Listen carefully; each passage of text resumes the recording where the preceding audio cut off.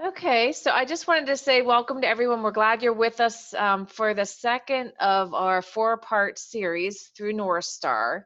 And today we're going to be talking about basic business practices and principles, particularly in this new environment that we find ourselves collectively. And so we'll be hearing from Chris Alexander and Jamie Steele from OVRS and from Jen Meadows from Hamilton County DD Services. So I'm going to turn that over to our speakers. Oh, there you go. Hello, everybody. Morning. Good afternoon. Yes.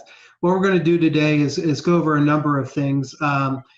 Chris is the business director here at OVRS, and he's going to talk about some of the issues that have come up, particularly during COVID, and also some basic business practices, how to, especially around meetings with the county board when it comes to setting up help me out here, Chris. What's the word I'm losing?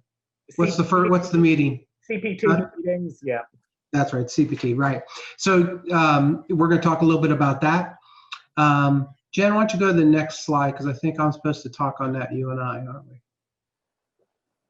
All right, so yeah, I mean, it is cliche, but it's extremely true. We are all in this together. We're in it together to try to figure out how can we provide the best services to the individuals, our mutual client, and also how can we figure out some of the complexities of the billing system that we have. We have a very complex billing system. I think Jen would agree with that. We continue to try to make that simpler at the state level, but we have what we have, and there are some things that we've learned over the last couple years to make that go a little simpler, a little easier for the provider, easier for the county board, easier for the individual, of course. So go ahead. You want to take the next one, Jen? I just put the provider thing up there, but just working together on the goal of getting things right and really trying to meet those needs. And, you know, I'm going to let I want you and Chris talk about this extra pressure on providers, but for us and for providers and county boards, I think we've all learned over time that if there's an us versus them approach, it's not good for anyone. It's not good for the county board. It's not good for providers. And most importantly, it's not good for the people we're supporting. So that's really what we're trying to avoid. And, you know, boy, it's never been more true than during this pandemic. You know, in our meeting early this morning, we were calculating how many days we've been in this, and we calculated it's been 206 days, in case you're wondering. So I know that providers feel that more than anyone. You know, we're all in this, but I know our providers, particularly residential and day, different pressures have been on you. And I know, Chris, this was something you wanted to talk a little bit about, that second to last bullet there. Which one was that? The extra per. Oh, yeah. And just a matter of how to keep morale up amongst your employees. How can you keep them from getting burnt out, incentivized, any number of things to not to just bail the industry for something else. Yeah, I mean, I think we're finding as providers, just like a lot of you on the call today, is that it's harder and harder to get folks in, especially that DSP level. Some places around the state are even having a hard time getting nurses in. HR professionals can't find them. It's an interesting time. So, you know, what we've done here at OV, and probably you have done too, is of course we're trying to recruit staff, but really we're trying to take care of the staff we have now. So it's, you know, in our case, it's about retention. How can we keep the folks working and happy and safe, and you know, continuing to do the job that we want them to do. So that's been our focus. You know, it is, all these things were true pre-COVID for sure, especially the us versus them. You know, that's kind of the gorilla in the room. And, you know, to be honest with you, I think the way I look at it is we have a mutual mission between providers and county boards. Our mission is to provide the best services possible to the individual that's looking for services. That's what we do. That's what we do as providers. That's what the county pays for, and also maintains. We have a mutual mission. So I look at it a little different than us versus them. I think it's us. We got to figure it out. All right, so we were preparing for what we might want to talk about today, and I've done a similar session like this many years ago when we first started NorthStar. So I'm glad that Chris and Jamie are joining me today. But we started talking about what's important from a provider and a county board perspective in terms of operating your business. Again, things that were true before that are even more important now. So things that I wanted to touch on, and I know Chris is also going to chime in. Perspective, and then also from the provider perspective, it's so important that the people who are involved in authorizing services, that they understand CPT and MSS. And for our county board, CPT and MSS is extremely complicated. And so we as a county board made the choice that we do not have our SSAs in there. They have the access, they can go in and see it, but we have a specialized team that's what they do. They are the ones who do our CPT, they go in there. Some smaller county boards, if you're in multiple counties, you might find that your SSA is the one in there doing that. So different county boards handle that differently. And from the provider perspective, I know Chris wants to say a few words about this in terms of who understands and who participates. Yeah, I think it's important for both the billing/finance folks, whoever from the business office handles the billing aspects should be involved in that process, as well as the actual program staff. If it's a program coordinator or a site supervisor, the ones that truly work hands-on and know their staffing schedules inside and out. But both of those parties really need to be on that same page during that process. Yeah, we'll talk a little more later about pitfalls, and that'll come back up because that's really a theme we see quite often. This is sort of something from my perspective. I don't know if the providers want to say much about this, but often we find that providers, particularly newer providers, maybe somebody who was a staff person, was a great staff person, then goes into business for themselves, either as an independent or starting their own agency.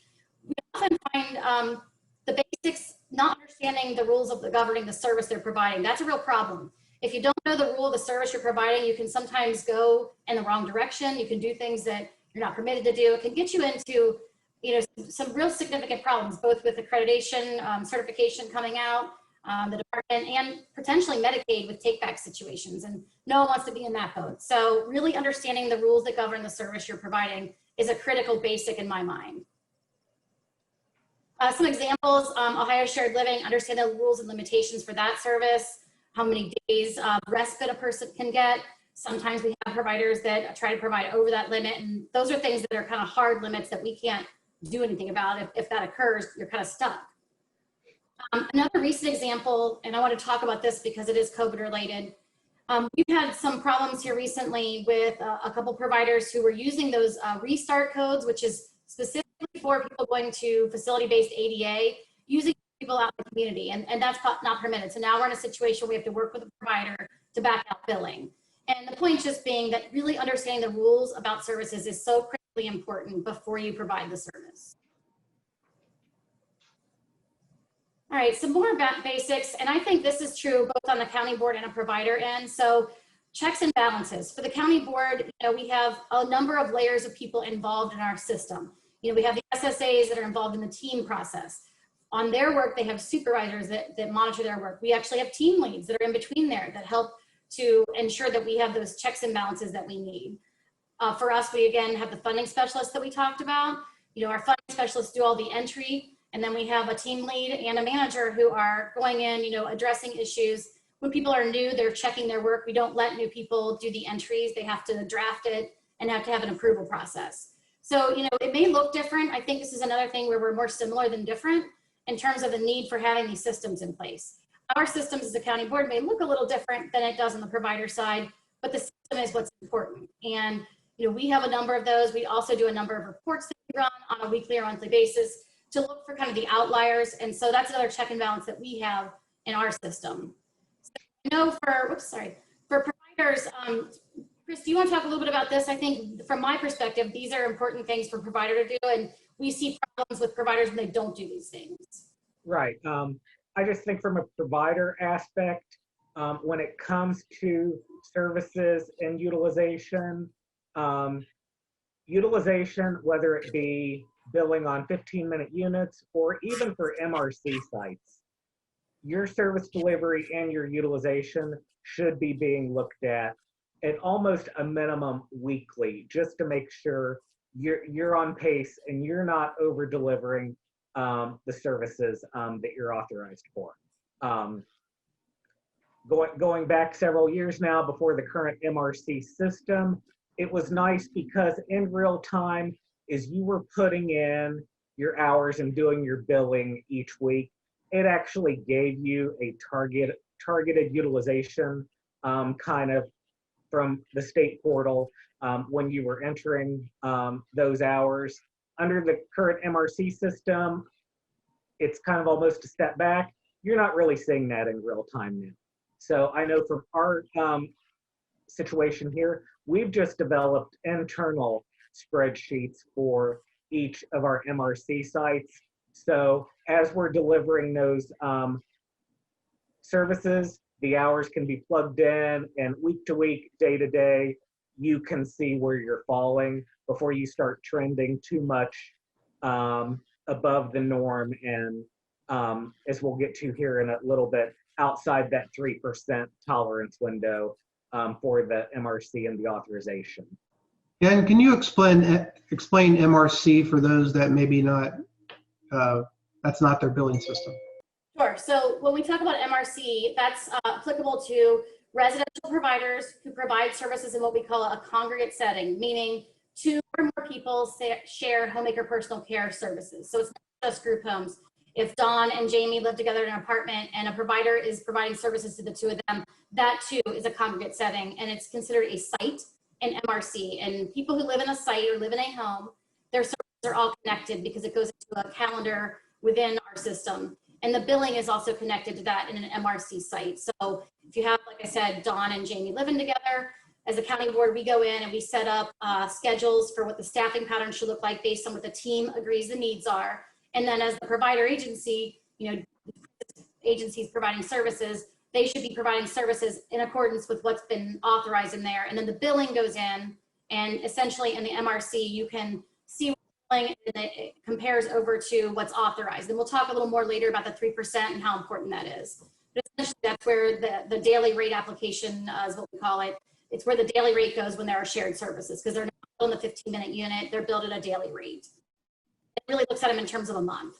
And that's something in the future that people want to set a session on. I know Chris and I would be happy to do that. Chris is probably one of your best statewide experts on the MRC. So he and I could definitely put something together to talk about that in more detail later down the road if that's an interest.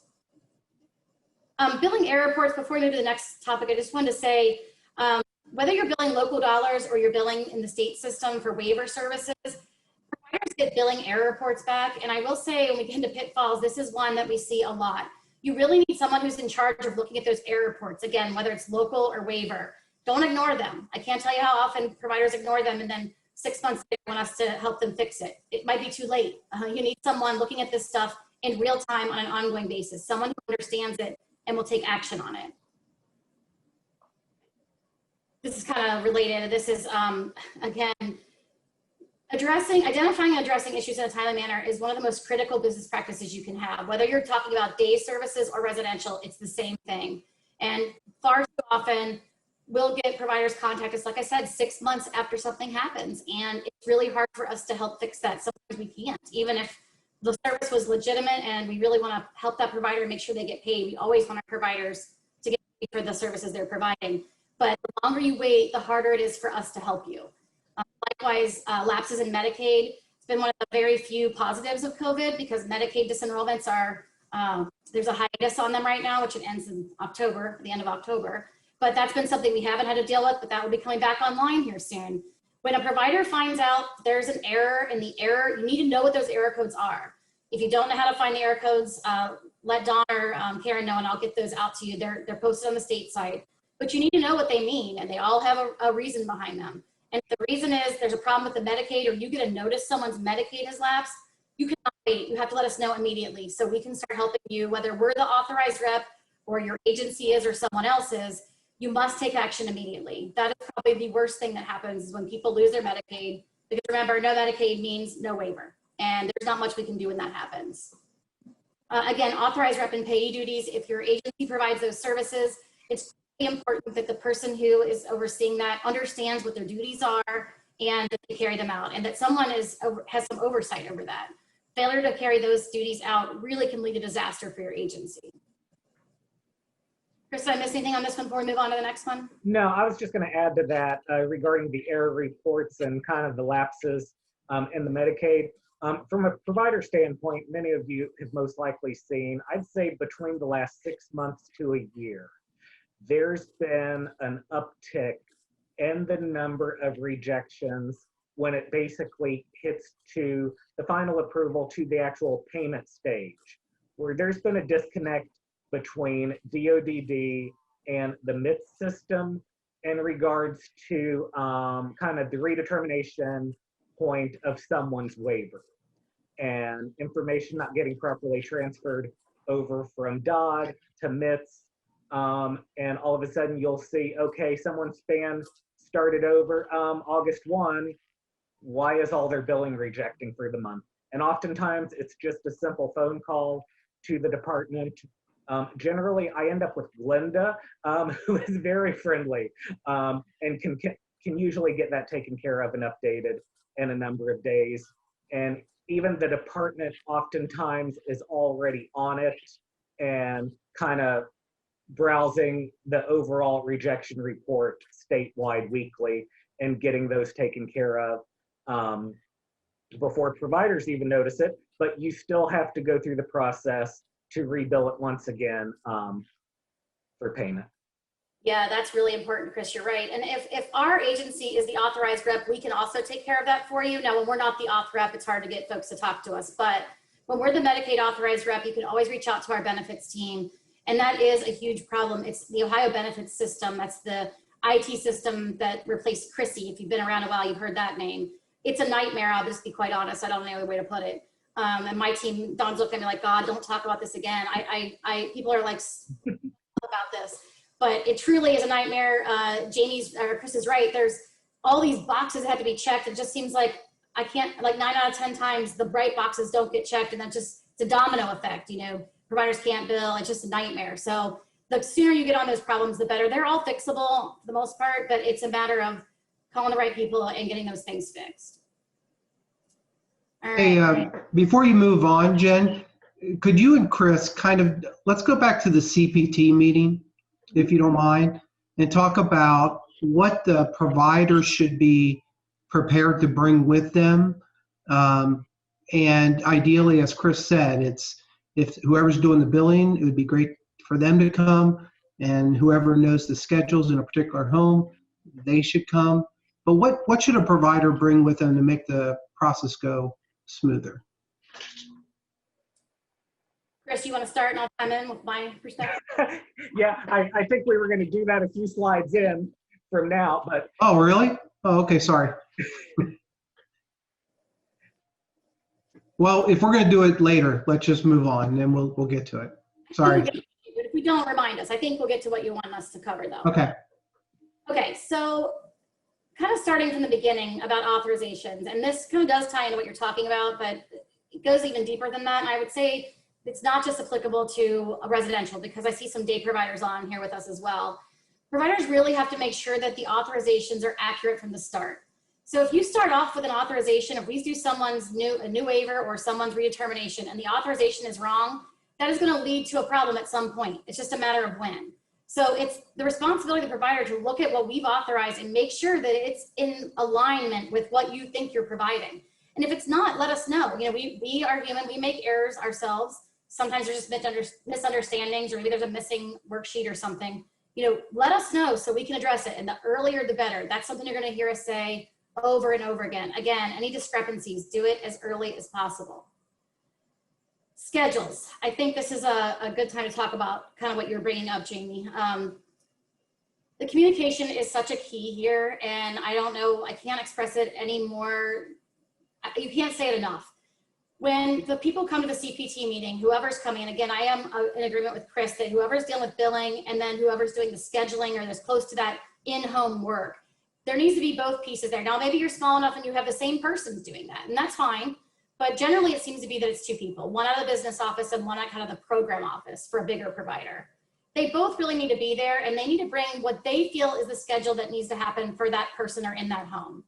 Now, the county board perspective, the SSA needs to bring a look at utilization from the prior year, look at, well, we authorized 2 staff, but we went all year with 1. Do we really need to? Or maybe the provider, we really do need 2 in this home, but we can't find 2. So we don't want to over authorize, and we definitely don't want to under authorize. So from my perspective, provider needs to come with what they think the schedule should look like. If they have information about how often the person's typically home from a day program or work, or how often they get sick, things like that. The more we can build in, the better off we are. And particularly when we move to MRC. In the past, we could just throw stuff in unscheduled and, we just used it when we needed to and that was fine. But MRC truly is a calendar-based system. So we're talking about residential services. You really need to also understand what's happening on the day side because you have to put it in a certain month. Everything's by the month. You can't just throw something in unscheduled and use it when you need to. We have to guess as close as we can when things are going to occur. And we all know life doesn't fit in nice little boxes, so it's not always perfect. But if you can look at history and patterns and things that we know are typical for that person, you're going to get closer to hitting that. Chris, do you want to say more about what people should bring from a provider perspective? Besides what you just touched on, I mean, if they go home for a week with family, if that happens every June or that happes every July, as part of that CPT planning process, if you know it at the time, several months out, while you're doing the planning for the upcoming span, that should be incorporated at the time. Same goes prior to COVID when individuals were going to camp. Those similar kind of situations. Jen, can I stop you now? You do have Yep. one question. Yeah, I can't see the chat, so thank you. Yep. When an error is found on an authorization or plan and the SSA is not being responsive, who do you turn to at the county? I would not, if you have a conversation with the SSA, that's fine, but I would always advise you, and it comes up later in a slide, I would always advise you to request a revision and do it through the revisions mailbox so there's proof that it occurred. As much as everyone tries to do their best at their job, if I send something to Karen and she says, and a month goes by and I'm just waiting on Karen thinking she's doing it, and then now the time for a revision has passed, and I say, well, I talked to Karen about it, I left her a voicemail, I have no proof that happened. Maybe Karen didn't get the voicemail. Maybe Karen forgot to do it. Who knows? But if you send it to the revisions mailbox using the revisions form and ask for a revision, then you have proof of when it went. We keep a tracking of everything that comes into that mailbox. It keeps everybody honest. There's no he said, she said. If it's there, we see it. If it's not there, we don't. That's the evidence. So I would always recommend to send that. It's fine to copy the SSA on the email. I always think putting it in writing is better. I came from, my background is in quality assurance. If it's not documented, it didn't happen. That's my theory. So for me, I would put it to the revisions mailbox always. Even if it means we got to reschedule a CPT meeting. If you put it in, you say, Chris emails us and says, hey guys, I know we met, this schedule looks wrong. If he sent it to that revisions mailbox with a request, then we see it. We say, oh, Chris requested that on October the 1st. So we know that he put that in a timely manner. So I know, Chris, you use the revisions mailbox a lot, you and your staff, so. Yeah, and depending on the overall situation, I may just go back and forth between the funding specialists. But I also know if too much time elapses from then, you need to use that revisions box as well. Absolutely. So one other thing sort of related, Karen, is that the only question before I move on? Okay. I know Chris and I want to talk a little bit about the 3% and how important it is and in the MRC. So if you're familiar with the MRC, the billing, the way it works is we put these schedules in and it comes out with a daily rate. So it'll say Karen's daily rate is $100 based on the schedules that the team agreed on, and we put it into the CPT. So when you go in and you do your billing, when you get to the end of the month, the system is going to look at it and say, the actual hours you put in here are 110% of what they should have been. So that means you're outside of this 3% window. If that happens, then you have to ask the county board for a revision and determine if that's appropriate to get it approved to bill over.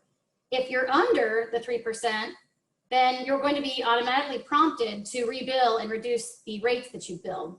So I want Chris to talk a little bit more about this, but the 3%, the reason it's important to understand the 3%, there was agreement on the county board and the provider side to agree that if we say it's $100 a day, if it turns out that the actual show, the rate is 101% of that or 98% of that, we're gonna let it go. We're gonna continue to allow the billing as is, and no one's gonna make the adjustment. There was a lot of evidence of, and I think we were really good in this county about not doing this so much, but some counties were making revisions that were costing both the provider and the county board so many hours and dollars in time, far more than they were getting in the change. It really wasn't worth it. So this is part of the effort to have some balance. So we're not going to adjust it for those small percentage changes. We're going to allow it to go through as is. Sometimes that means the provider gets paid a little more than they truly should have based on actual hours. And sometimes it means they get paid a little bit less. Sometimes it's a little more, sometimes it's a little less. Chris, from a provider perspective, you want to talk more about the 3%? Yeah, on the 3%, we made the decision here very early on not to submit our billing each week as we had done in the past, simply from the aspect of getting to that end of the month and then entering our hours and realizing, hey, we're only at 94%. We're 6% out that window. And now we could have to reverse and rebill upwards of 2, 3, possibly almost 4 weeks of billing already at that point. So if we have any people on here that are actually hands-on doing the billing, if you use an outside billing system as such as Solana, Advisor, or even Britco, you most likely understand the pain in reversing and resubmitting your billing through those systems. So we made the decision early on. We have the cash flow on hand. We're going to try to ride this out till the end of the month just to prevent those issues. And the way that prevents it, for those who don't do it, it might be hard. Like for me, I don't do provider billing. So at first I wasn't entirely understanding, but Chris really helped us get this. If you're waiting to the end of the month, they're already going to know what their actuals look like. And it'll say, instead of you thinking you're billing 100, it's going to say, well, no, you should have billed 92, whatever, I'm making numbers up. And then you're going to bill it right at that time. And so you're not going to have to go through that revision or backing out billing or anything like that. You're going to bill the right amount. It's going to go through. You're going to have no issues. Now, we also know that for some smaller providers in particular, that's just not feasible. And that's okay. The system, you're not required to do it. But I agree with Chris. If you have the ability to wait till the end of the month, if you're billing an MRC, you're going to be much easier. It's been much easier for you all around to do that. You know, Jen, it's probably a good idea just real quickly, just to, because I was on that statewide team that developed MRC, is just to give a little background. You know, this, I'm sure a lot of you have heard about managed care, that concept of managed care. And this is a managed care concept. MRC is based on that. And it is a wave that's coming to our system in one way or another. You know, hopefully we create it ourselves and not anybody else on the outside. And this was our attempt to try to take managed care concepts and start looking at our billing system to make it more streamlined and more managed care like. We were forced to do that, especially under the last administration. So that's just a little background. It was developed by providers, county boards, and the department together, and it took us about a year, I think. But that's where it came from. Okay. So blame me, from my point. We were part of it too. Now, I think it's a really good system. It is a little complicated, but I think it gave us a lot more, it allowed a lot more flexibility for both providers and county boards, and it took a lot of work off our plates, which in the end, it didn't really result in much. It was not a benefit to the people we serve. So I was glad to see, you know, that efficiency gain. Okay, so we talked a little about revisions. From a county board perspective, I think one of the biggest pitfalls we see is when a provider does not have a system in place to handle revisions. There just seems to be nobody is assigned responsibility to know when a revision is needed and to request it. That is not a good system. We need a system. From our perspective, we limit it to 30 days. We're going to talk about COVID. We have been more flexible during COVID. But what that means is that if you request something for change back in June, we're going to, in normal times tell you, no, 30 days. You have 30 days to realize that something's changed, we needed something changed, and get that to us so we can work on it. From a provider perspective, boy, this is a big loss of revenue potential here. I don't know what all Chris and Jamie might want to say about that, but I think sometimes we see providers that get into a real problem here and we feel terrible, but especially with MRC, you really can't go back. You have to have it done in a timely manner. Got any insight into that, Chris? No, not so much, other than just from a provider aspect, communication needs to be key between your program staff and your billing or whoever you designate as being responsible for doing those revisions. I mean, you're right. If it gets 30, 60 days out from the point in time of the change, and it did result in a significant increase in the number of hours, I think the current HPC hourly rate is somewhere around $23 an hour now. So you just multiply that out by the increase, and you can kind of take it from there, what's truly being left on the table that you're losing out on. Yet you're still required from an employment aspect and paying your direct care staff for that time. Exactly, and that's something that we run across sometimes with providers, Chris, and we'll get involved in a conversation. The billing folks or fiscal folks from an agency will call us, and they want to know, why did we change this? Like, well, because no one let us know. And then you got the program people at the agency, like, everybody knew this was happening. Well, somebody didn't let us know. So again, that communication and that connection can't be emphasized enough. You really have to have those pieces connected within your organization. And again, if you're small, maybe it's the same person doing it, but they really need to understand it and have that connection so that you don't miss out on getting paid for the services you're providing. And there's your vision. I think it's a good point just to talk about the business aspect of being a provider. It is complicated. And I ran a small agency, and this is a more medium-sized agency, and it's complicated on both sides. But often we like to, I know, because I've been there, blame the county for not helping us or didn't alert us. Well, you got to remember there's thousands of clients in this county alone, and that's not the county board's role, to be honest with you, to watch your billing and watch when you should do revisions and when you shouldn't. That is the provider's responsibility, and that's part of the business aspect.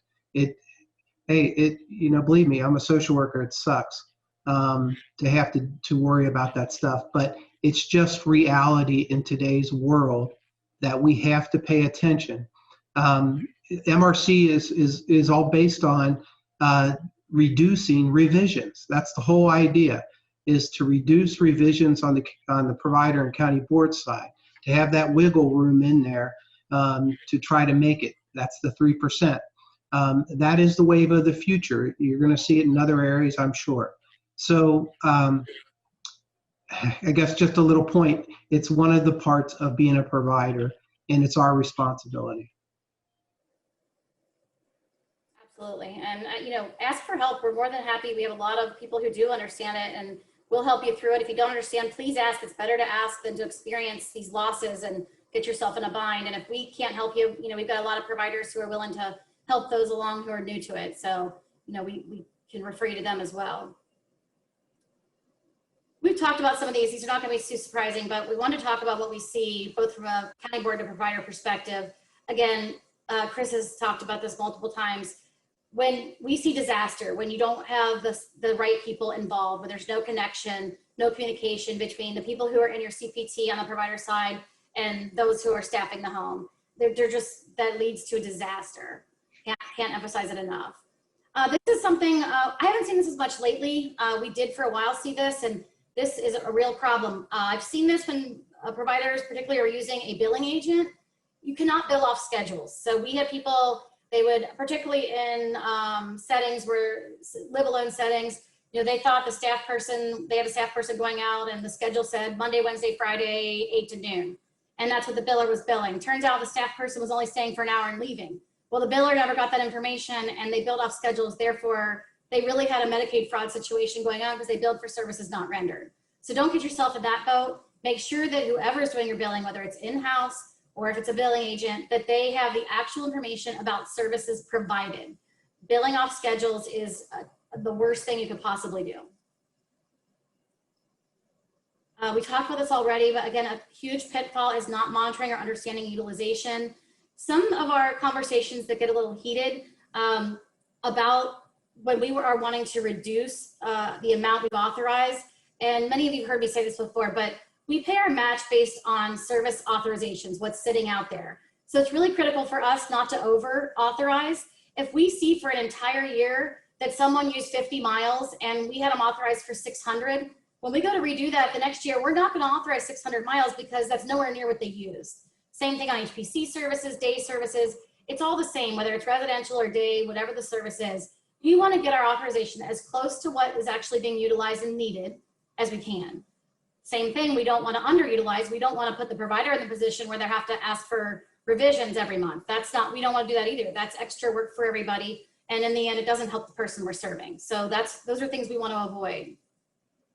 And Jen, how long again is that money being tied up from basically a service authorization standpoint, 4 or 5 years? So Yeah. the providers need to listen to this because this was new to me when I learned. Yeah, it's gotten a little bit better, but what happens is every year at the end of June, the department takes a snapshot of what we have authorized, and we pay match based on that. We pay it quarterly, and there's 4 quarters, and then at the end, they look at it again and say, well, actually, we underestimated, you owe a 5th quarter payment. We call it the 5th quarter payment. Then what happens is there's a whole process, an accounting process that goes on, and they reconcile, but it takes a very long time because it goes through a state process. And essentially, let's just use whole numbers. Let's just say we had $1 million authorized and only 800,000 was utilized. So we should get 200,000 back. It takes 3, 4 years, sometimes longer, for us to recoup those funds. And you know, when we're in a time where, and we were in this place maybe 5 years ago, where our budget is really tight, that money that's, you know, out there held up could be used to authorize more waivers, you know, to support providers, to do lots of things. And so we never want, it's kind of like having, you don't want the IRS to hold your money, right? So you don't want to overpay your taxes all year, have the government hold your money and then get it back. It's sort of the same thing for us. And so that's why we are always pushing our staff, and then therefore they are, you know, enforcing this. We want to authorize as close to reality as we can. That's my best way of describing that. And yes, it takes years to get the money back.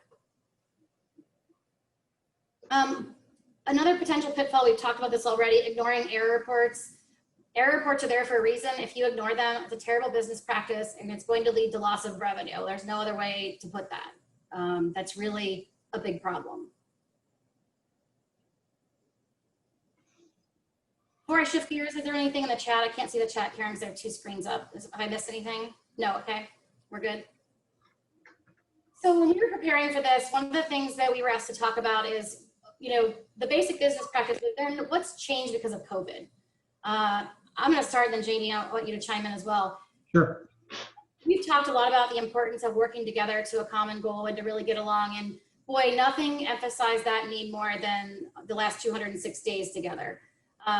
You know, I think about the PPE needs, and, you know, in the beginning of this pandemic, providers could not get the things they needed. And, you know, we were fortunate to have Jenny and Karen step up and really, you know, we got donations, we had breweries starting to make things for us. And, you know, then we tapped into our county contracts to get them to order things that the general public couldn't get. And we have the local EMA, we got stuff from them, but we really had to work together on that and then coordinate, get our providers what they needed.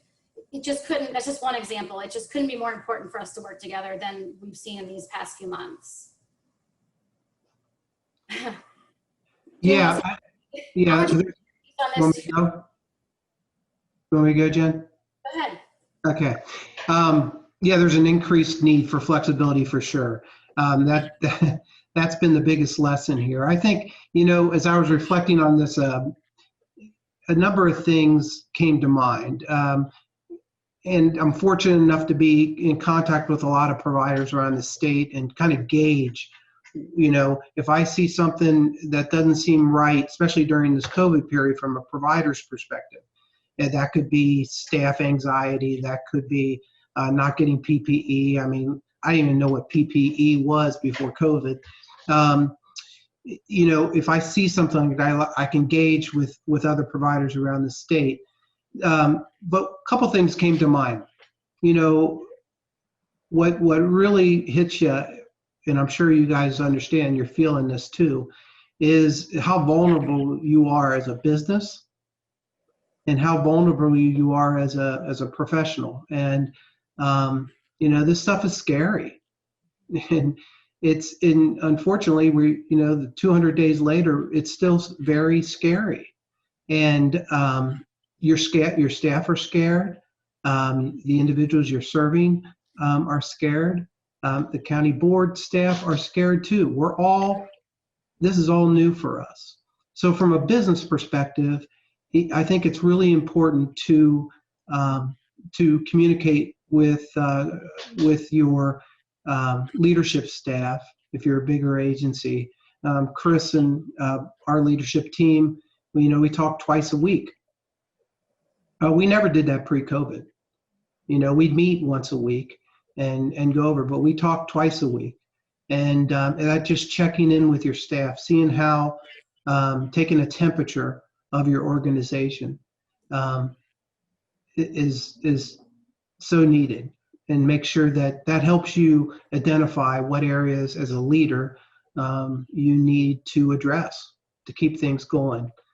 And the same with the county. We're all in this together, and you need to check in with your SSAs or even your billing specialists, people you deal with at the county board, and just take a temperature. How are things going?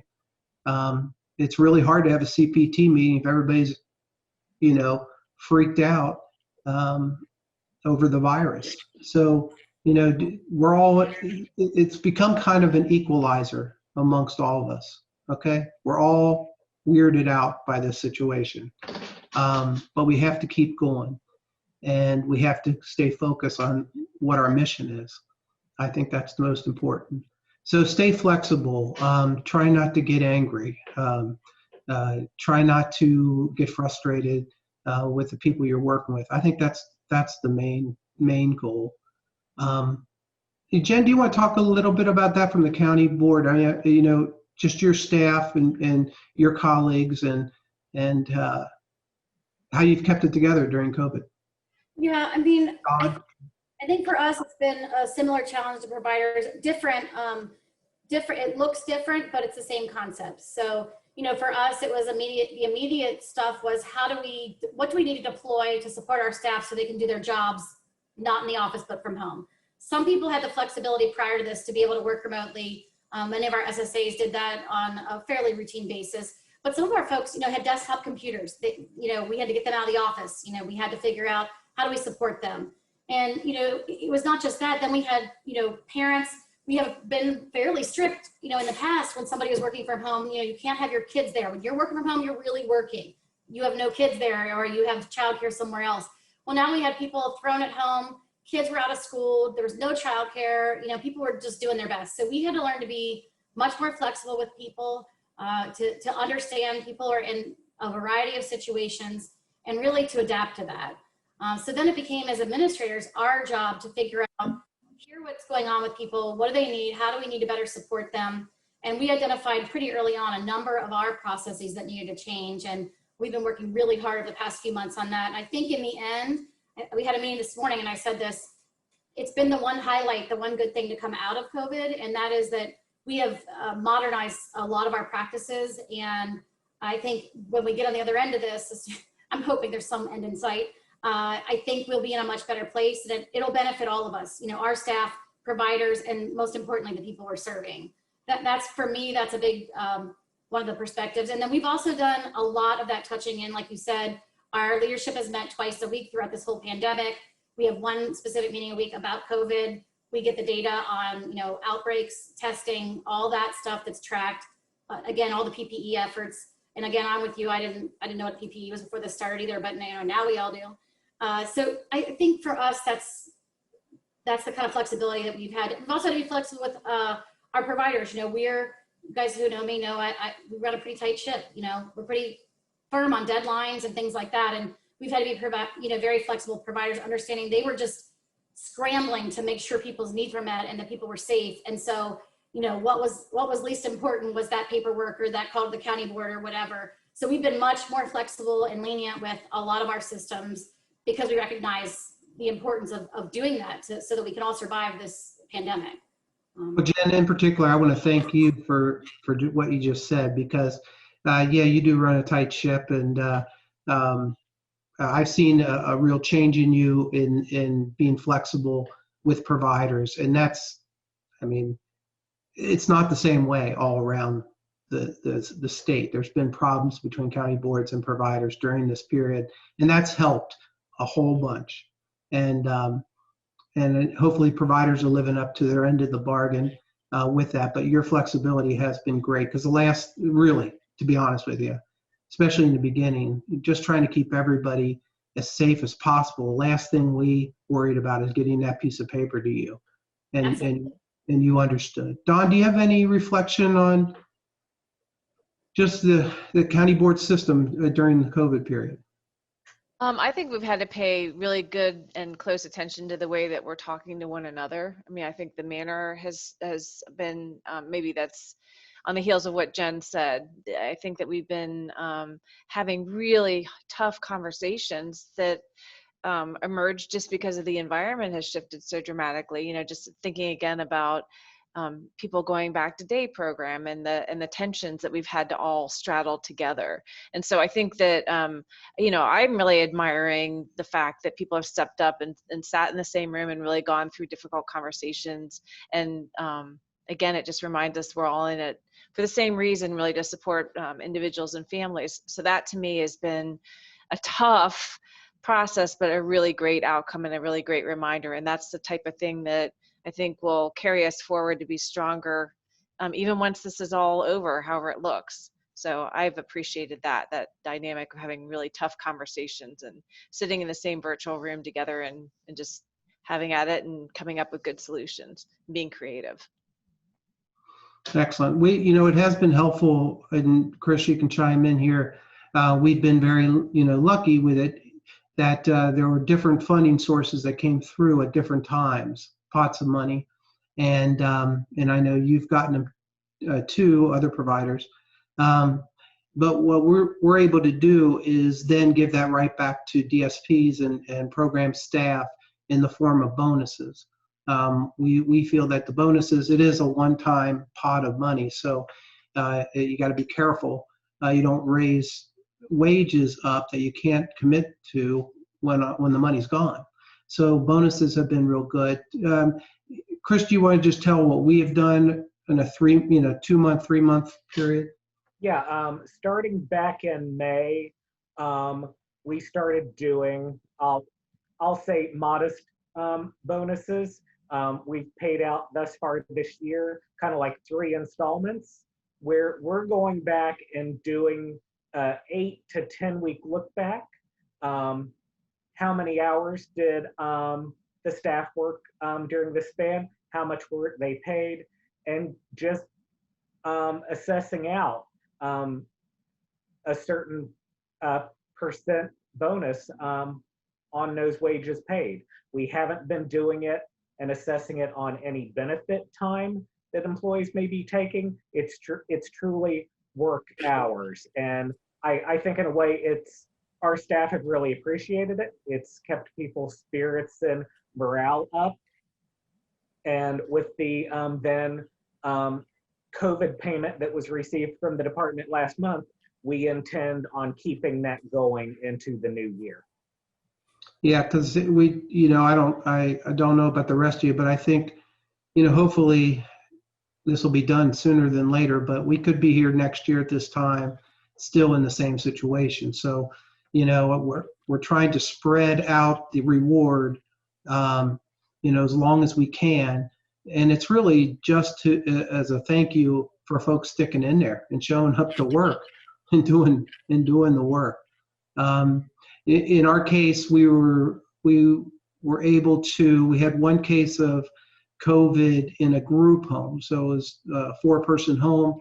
One of the individuals was positive and had to be isolated in the home. And of course, all the PPE, and a lot of you have been through this. But we were able to do hazard pay during that time. Pretty significant increase in hazard pay for that time. And it paid off for us. People showed up to work, and we kept the shifts going and didn't miss a beat, which was great. And I think you have to be willing to do that as a company. That's part of the being flexible as a business. If you're able to do it, if you have the funds to do that. So what's the next one on there, Jen? I'm kind of going to shift gears, which let me give you a little transition. So, that being said, we've been very flexible. The state also put some things in place that, forced our hand with flexibility, some of which was really good and we are 100% on board with. Now, the one thing that I think was very much needed in the beginning, which is turning off the front end billing edits of the billing system, that's getting ready to come back online in November. And we're currently preparing to go back to kind of a business as usual in terms of the billing system. And so I think that this next point is sort of my point. Those who've had sort of poor practices prior to the pandemic, it may have been able to get away with some of that with some of these, the front end billing edits, things like that. But the impact is going to come back as the system goes back online. So the billing system is set to go back to kind of normal November the 5th. And we are currently working through, 2,500 lines of billing that's occurring outside of pause. So we're trying to sort through now and figure out, the good news is for the most part, it looks like there's just, it's a computer system. So it's literally line by line. If we entered it the day after, it's going to come up that there was no pause. So we're trying to sort out, what do we really need to change? What needs fixed? But for the most part, it appears providers were authorized to provide the service. It's just a matter of maybe the pause didn't get quite keyed before they billed, things like that. But my point is that people need to really prepare for getting back online, making sure your authorizations are current. If you're providing residential services, make sure the current schedule is authorized, whether that's on a worksheet that's been approved and you've gotten a plan showing it, or if it's a CPT type situation in MRC, making sure those calendars are right. People had sort of their pre-COVID schedules, and many of them went to a COVID schedule, and now we're seeing people in all kinds of mix-up. I mean, we're processing hundreds of revisions every day.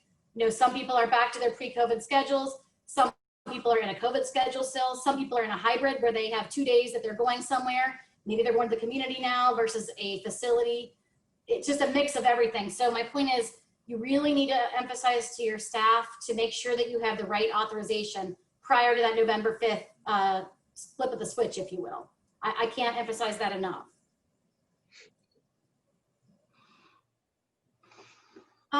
Jamie, I put this one in here really for you to sort of take the lead on, if you don't mind. This is really about the team process that I know you feel really passionate about. We've had a lot of talks about. Yeah, I am pretty passionate about it because I've seen results with emphasizing on the team process.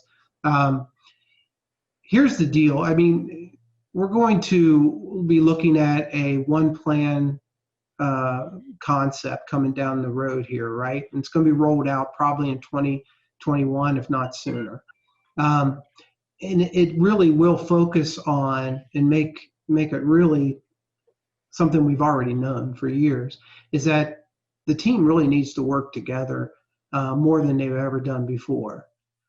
I believe that each team member, that's the residential provider, the day provider, the SSA, the parents or guardian, and of course the individual, all bring skills and strengths to the table when it comes to planning. And we need to recognize those strengths in each other, and it'll help with the defensiveness. It'll help us understand where the other individual's coming from. I think more than ever, we need to focus on, as a team, we need to focus on getting to know the other people on the team, getting to know what they bring to the table for the individual. And so that we have the best plan possible. That's the whole goal, right? I mean, how many of us have had been working with individuals with goals for 10, 20 years on tying people's shoes, and Joe doesn't want to tie his shoes. He didn't 20 years ago. He doesn't want now. Is that a realistic goal? Why are we fighting about that as a team? Let's look at what Joe really wants and can benefit from, and negotiate with each other. And yeah, sometimes we have to compromise. But we've all been part of bad team process, bad teams before that just don't work and lose focus. The focus should be on the individual at all times. I think we all can agree to that. So yeah, I think it's really important. If you don't have a good grasp on team process, this is the time to figure that out. And there are some good resources out there. One thing we use here at OVRS may be helpful is the VIA, VIA, and it's a strength-based assessment. You could do it for free on the VIA website, VIA. And what it does is you answer a bunch of questions. It spits out your top 24 or 25, I can't remember, strengths. And it's just one tool to be able, if your whole team did that, to be able to recognize, oh yeah, Jen is empathetic, or she's high in that area. I never recognized that before, and it just changes your perspective. And it's a good team process tool. So I think if you haven't looked at how you are as a team member, it's really a good time to do that, because that's the future, and we better work together with that. The need is more critical, of course, during the pandemic. We're all, like I said before, this is new world for us, and if we don't have a good team process, it's going to break down us for getting what we need and providing what the individual needs. Yes, we're all fearful, and I think we need to recognize that. It's okay as a leader to say, I'm scared to death. It's okay as a DSP to say, I'm scared to death. It's okay for Jen and Don to say that. It's a scary time, and we've never been here before. I think, as I started this off, my first comment, I think it reinforces that we have a unified mission in a lot of ways. We're not enemies. We all have a mutual client we're trying to provide services to. And I think that has become pretty clear during the pandemic, that we need each other because the individuals needs us to need each other. Difficult conversations, yeah, they are always hard. You know how hard it is to have difficult conversations with your spouse or your boyfriend, girlfriend, or your kids or whatever. It's the same stuff with all of us. But we do have to have difficult conversations about behavior, or that we're worried about somebody, that we're worried about their business, or we're worried about how they're projecting themselves in the team process. All those things we have to have. I think it becomes a little bit more evident during COVID, while we're all online and we can see each other's faces. When someone's struggling, reach out to them. And everybody needs a little help. You don't know what they're going through at home. You don't know if they have family members that are positive. You don't know any of that stuff. None of us know about that about us. And at least attempt to reach out to each other, because that'll go a long way in the long run. Yeah, I think, Jamie, thank you for that. I think that's a really good segue in sort of this summary, because you kind of hit on a lot of the things that, as I try to do a summary of what have we talked about, what's most important, this is sort of what came for me. We must work together. You just summarized that really nicely. There's just no choice. You really have to. Always have to more than ever now. We have to find new ways to operate. I know that's true for providers. It's definitely true for our county board. And I think we're all doing a fabulous job of finding those new paths, those new ways. Flexibility is key. Again, we talked about earlier, you know, to keep things running smoothly, we do have a tight ship off, and then I think that's important and we need that, but we also have to know when it's time to be flexible and to lead our folks in operating that way.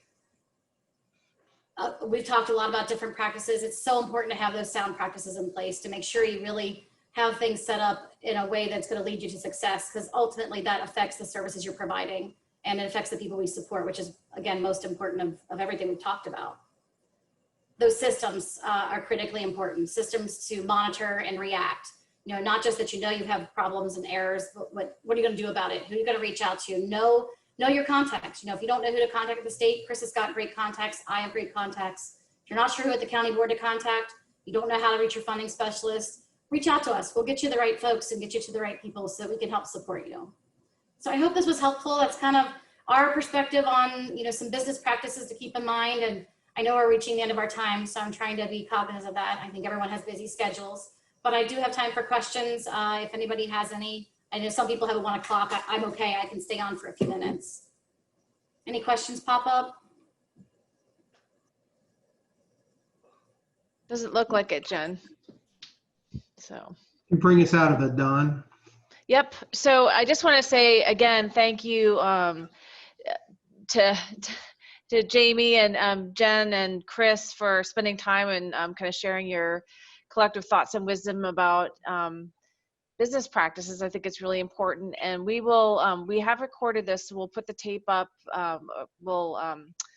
On YouTube, so people who weren't able to attend can attend. And next month we'll be featuring supporting staff. So stay tuned for that. And I wish everybody a wonderful day. Take care. Thanks, everyone. Bye-bye.